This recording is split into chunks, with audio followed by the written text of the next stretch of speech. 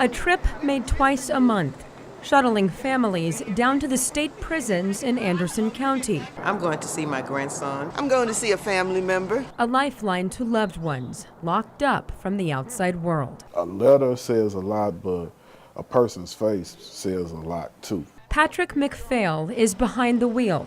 He's in this position because of Richard Miles. My family was one of my biggest sources of strength while I was incarcerated. In 1995, at age 20, Miles went to prison for a murder he did not commit. He fought for his innocence for years.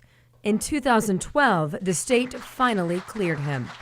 Miles emerged with a deep understanding of how hard it is to move forward. When you get out, a lot of pieces are missing. You know, not only interior, but exterior. He pinpoints 3 things former inmates need to get on with their lives. First thing that they need is a place to stay. The second thing that they need is humility, or the ability to be humble, to accept advice. And the third thing is resources. That is how his nonprofit, Miles of Freedom, serves, by focusing on the person, not the crime.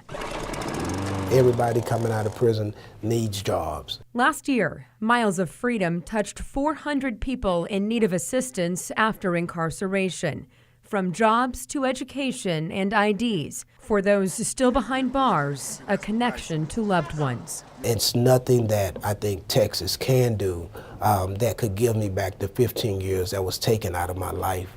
But if I can come in here every day and help somebody to keep them from going back to prison, that's better than any apology that I can get from anybody. That's where Patrick McPhail plays a role, driving families for visits, bettering himself along the way. Going through what I've gone through, I'm just happy that I'm in a position right now to say I'm a productive member of society.